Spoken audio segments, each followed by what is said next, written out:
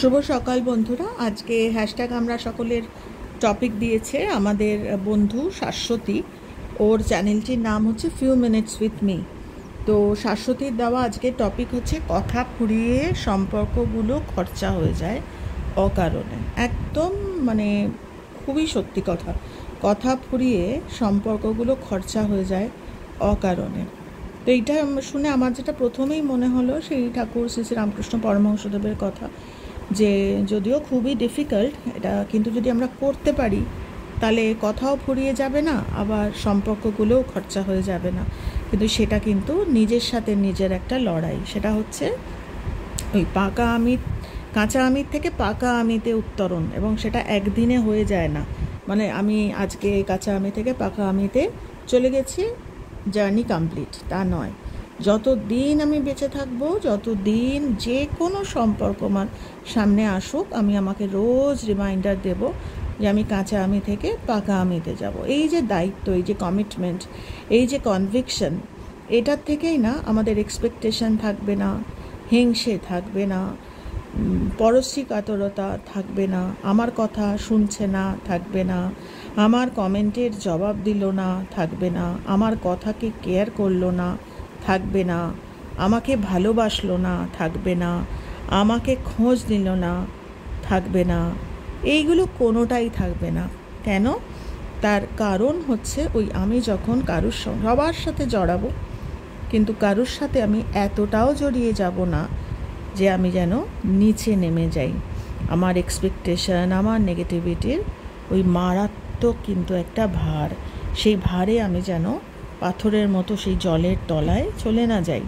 তো এইটা আমার সেটাই মানে শুনে ওটাই মনে হলো যে কথাও ফুরিয়ে যায়, সম্পর্কগুলো খরচাও হয়ে যায়, তো আমরা সবাই জানি, সবার জানা। কিন্তু কথা হচ্ছে যে দায়িত্ব কি আমরা নিই যে কথা ফোরাবে না, সম্পর্কগুলো খরচা হবে না। যতদিন আমি বেঁচে আছি আমারও কিছু দেওয়ার থাকবে তাকে, তারও কিছু নেওয়ার থাকবে, আমার তার থেকে কিছু নেওয়ার থাকবে, তারও আমাকে কিছু দেওয়ার থাকবে।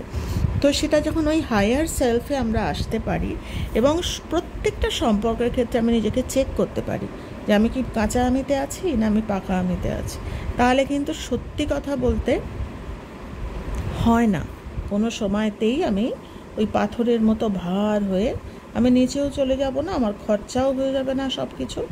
আমি কিন্তু ওই একটা সুন্দর একটা সেলফে থাকতে পারবো, যেখানে আমি কোনো কিছুতেই সেই পদ্ম পাতায় জলের মতো, মানে আমি কোনো কিছুতেই জড়াচ্ছি না। তো একটা ছোট্ট প্রয়াস, আমি একটা ছোট্ট 2 কলম লিখেছি, তোমাদের পড়ে শোনাই। তারপরে আমি একটু কমিউনিটিতেও দিয়ে দেবো লেখাটা, যদি তোমাদের ভালো লাগে পড়তে। তো আমার মনের ভাবটা আমি শেয়ার করছি তোমাদের সাথে। সত্যি কি কেনা যায় একটি নদী দিয়ে একটি পাহাড়? সত্যি কি কেনা যায় একটি নদী দিয়ে একটি পাহাড়? নাকি পাহাড়ের চূড়ায় পৌঁছে দেখা যায় একটি স্বপ্ন, একটা গোটা নদী পাওয়ার? পাহাড়ের মতো অটল, ধীর, শান্ত, আবার নদীর মতো চঞ্চল গতি এক হয় কি? যদি পেয়ে যাই একটির বদলে আরেকটি, করব কি? এর চাইতে ঢের ভালো স্বপ্ন দেখা একটি ক্যানভাসের, যাতে আছে নীল কুলকুল করে বয়ে চলা একটি নদী, আবার আছে তাকে জড়িয়ে সম্মুখে এক বিরাট বিশাল পাহাড়, যেন যাকে ছুঁয়ে নদী খরস্রোতা এক বিদ্যুতের মতো গতি পায়। আর পাহাড় সে তো শান্ত, ধীর, পরিবারের মাথা যেন। তো সত্যিই কিন্তু আমরা যদি ভাবি যে আমার মতোই আমি পাহাড়, আমি নদী চাই, আমি নদী, আমি পাহাড় চাই, আমি আমার মতো ওকে চাই, ও আমার মতো হবে, ও আমার কথা শুনবে, এরম হয় না। সবাই সবার মতো করে সুন্দর। বৌদ্ধ ধর্মে একটা খুব কথা আছে যে যে ফুল যেরকম সেই ফুলটাকে তার মতো করে বড় হতে দেওয়া। গোলাপকে যদি আমি ভাবি নীল অপরাজিতা হবে, হবে কি? হবে না। সম্পর্কগুলোও না ঠিক তাই। আমাদের ওই এক্সপেকটেশনের ভিড়ে এ যেন পাহাড়টাকে নদী করে চাইবার মতো, বা নদীটাকে একটা পাহাড়ের মতো করে, যার যেরকম ক্যারেক্টারিস্টিক্স। তাকে সেইভাবে থাকতে দেওয়া। হ্যাঁ, এটাও নয় যে আমি কাঁটার খোঁচায় বা কষ্ট পেয়ে আমি সরে যাব, সে দায়িত্ব আমার, কিন্তু সেই ব্যথাটাও আমি পাবো না, সেই খরচও আমি হয়ে যাব না। কখন? যখন আমার তো সমস্ত কিছু থেকে নিজেকে আড়াল করার ওই ফান্ডামেন্টাল পাকা আমি হওয়ার সেই রিয়েলাইজেশন এসে গেছে। আমি তো তার কাটাতেও ঘা খাই না, আমি তার শ্রী চৈতন্য মহাপ্রভু, আমাদের ঠাকুর, সবাই কিন্তু একটা সময় কষ্ট পেয়েছেন, কিন্তু তারা কিন্তু সরে যাননি।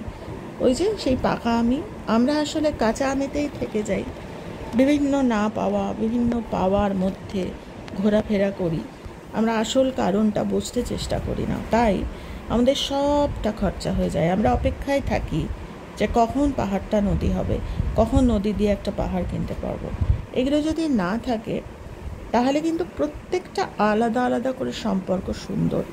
যখন আমরা আমাদের ওই এক্সপেকটেশনের ভিড় থেকে, আমাদের ভিতরের ওই কি বলবো ব্যাগেজ থেকে আমরা মুক্তি না পাই, ততক্ষণ কিন্তু আমাদের কথাও থাকবে।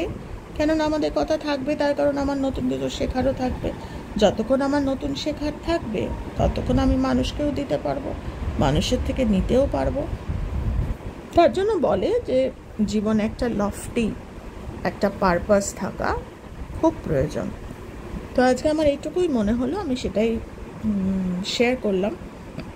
তবে হ্যাঁ, কিছু ক্ষেত্রে জোর করে সম্পর্ক যেখান থেকে একেবারেই মনে হচ্ছে বিষময়, সেখানে কিন্তু সেই যার সাথে আমার বিষময় সম্পর্ক হচ্ছে সেখানে কিন্তু সত্যি কথাই নিজেকে চেক করা যে আমি কাঁচা আমিতেই আছি, তাই বিষময় হচ্ছে। কিন্তু আমি যদি পাকা আমিতে থেকে থাকি তাহলে এক গামলা বিষও অমৃত হয়েছিল মীরাবাইয়ের ক্ষেত্রে, আমরা জানি। কাজেই যখন আমি ধারণ করব, আমার যদি শরীর হয় অমৃত, যাকে ছোবো সেও কিন্তু অমৃতই হবে। কিন্তু যতক্ষণ আমি ওই নিচের আমিতে থাকবো, আমার ওই এক্সিস্টেন্স, আমার ওই ইগো একটা ডাক দিলে যেন আমার সমস্ত ভর করে বেরিয়ে আসছে, সেটা যদি আমি চেঞ্জ করে অমৃততে আনতে পারি তাহলে যাই বেরোবে অমৃতই বেরোবে, যত খোঁচাই লাগুক অমৃত। এ যেন একটা ভরা কলসি, একটা ভরা কলসির মধ্যে যদি কাদা থাকে তাতে ঢিল মারলে কাদাটাই বেরোবে, আর আমার যদি ভিতরটা হয়ে যায় অমৃত সম, তো আমাকে যতই ঢিল মারো আমার কিন্তু ওই অমৃতই বেরোবে। তো আজকে এই সত্যি কথা এইটুকুই বললাম তোমাদের। খুব ভালো থেকো তোমরা, আর শাশ্বতীকে ধন্যবাদ টপিক দেওয়ার জন্য। সকলকে অনুরোধ, ভালো ভালো সুন্দর সুন্দর টপিক আরও দাও, যাতে সকলে আমরা ছুঁয়ে থাকতে পারি একটা ভালো কজকে। চলো, টাটা, থ্যাংক ইউ।